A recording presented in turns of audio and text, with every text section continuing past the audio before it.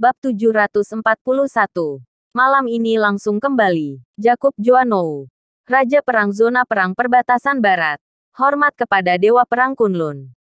Jakub Juanou berteriak keras. Bangun. Tidak perlu seperti itu padaku. Orang yang berdiri di depan Jakub Juanou tentu saja adalah Nathan. Tetapi ketika bayangan Master nomor 1 dari keluarga Wilson melihat pemandangan ini, dia merasa ketakutan. Dewa Perang Kunlun disebut Jakub Juanou ternyata adalah Nathan, cucu George Wilson. Ternyata Jakub Juanou tidak hanya asal menunjuk orang di depan patung. Tapi kenyataan, Dewa Perang Kunlun mirip dengan Nathan. Karena memang dia, tepat ketika bayangan terkejut, sebuah suara tiba-tiba terdengar di telinganya, sudah kedua kalinya mengikutiku. Apa harus aku yang mengeluarkanmu? Celaka. Ketahuan. Kedua kalinya. Bayangan bergidik. Ternyata Nathan sudah menyadarinya. Bayangan berpikir dia tak terkalahkan dalam teknik persembunyian dan selama ini tidak pernah ketahuan. Dia menerima jika sekarang terbongkar oleh Dewa Perang Kunlun. Sebuah bayangan hitam keluar. Lalu dia berlutut di depan Nathan. Dewa Perang Kunlun, ampuni aku. Hamba mengikutimu karena terpaksa. Jika aku ingin membunuhmu, sudah kulakukan dari awal. Nathan berkata dengan dingin. Kamu terus bersembunyi. Selanjutnya mungkin akan ada yang mengikuti kita. Kamu tangani mereka. Jakub Juanou memerintahkan. Ada beberapa mata-mata dari Worogran yang mengikutinya. Bayangan akan bisa menanganinya. Siap. Setelah bayangan menghilang, Jakub Juanou berkata dengan wajah serius, Bos, malam ini aku akan langsung kembali menyerang Worogran saat mereka tidak siap. Hah. Begitu cepat, Nathan tampak terkejut. Dia pikir Jakub Juanou bisa tinggal selama beberapa hari.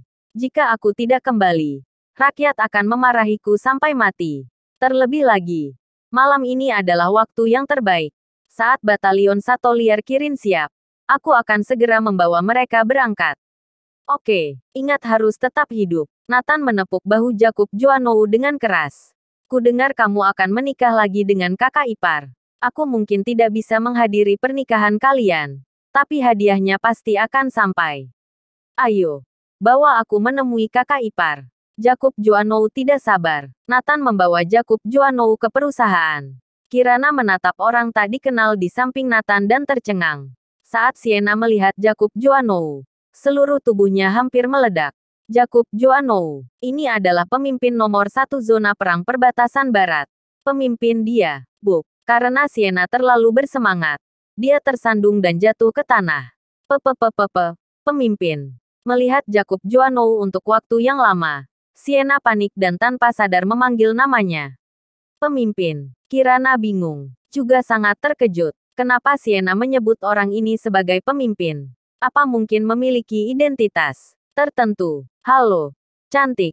Tolong jangan terlalu bersemangat. Kemudian, Jakub Juanou memandang Kirana dan berkata, Halo, kakak ipar. Namaku Jakub Juanou. Saudara baik Kak Nathan. Kami berasal dari tempat yang sama.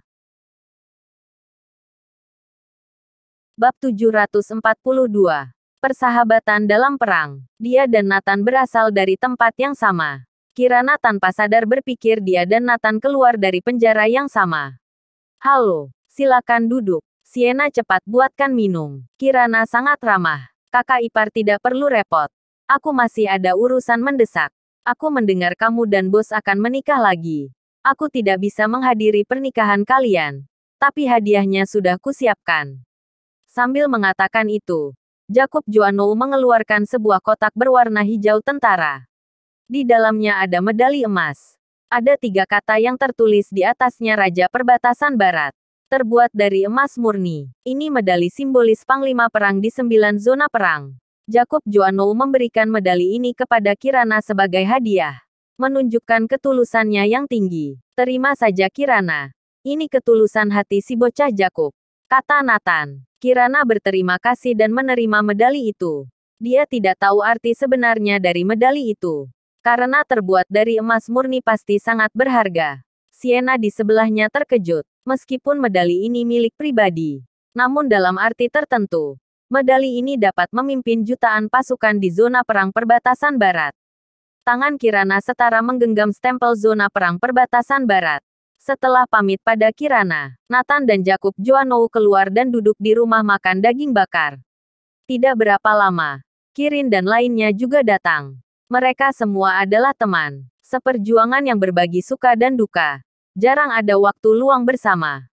Ketika Kirin melihat Jakub Joannou, dia penuh kebencian, seperti wanita yang sedang kesal. Karena batalion Sato liar yang dia latih akan dibawanya. Lihatlah Kirin anak ini kesal seperti ini. Tenang saja. Setelah memenangkan pertempuran aku akan segera mengembalikannya kepadamu. Lalu menambahkan 100 gadis dari Werogran. Boleh tidak? Jakub Joannou bertanya. Bergurau kamu. Kamu bisa membawa mereka. Tapi harus dikembalikan utuh. Tanpa kehilangan sehelai rambut pun. Kirin menganggap batalion Sato liar seperti buah hati. Oke. Jika aku berperang, tidak apa aku mati. Tapi tidak boleh melukai orang-orangmu. Jakub Joannou meneguk bir. Bagus kalau begitu. Tapi kamu harus tetap hidup. Kalau tidak, siapa yang akan mengembalikannya kepadaku? Kirin bersulang. Nathan tertawa terbahak-bahak saat melihat keduanya bertengkar. Orang-orang ini seperti anak kecil. Sering bertengkar. Tapi begitu di medan perang, semua orang ingin saling melindungi.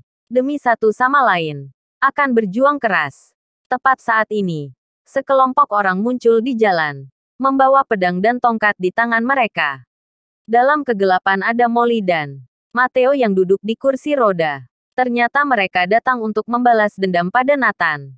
Matteo bersumpah untuk menghancurkan tangan dan kaki Nathan, kemudian tidak membiarkan dokter menyembuhkannya. Agar tangan dan kaki Nathan membusuk. Agar selama hidupnya hanya bisa berbaring di tempat tidur, tidak bisa bergerak. Tentu saja, ini semua disusun keluarga Pramana. Beberapa hari yang lalu, Nathan menyinggung keagungan keluarga Pramana. Bersambung.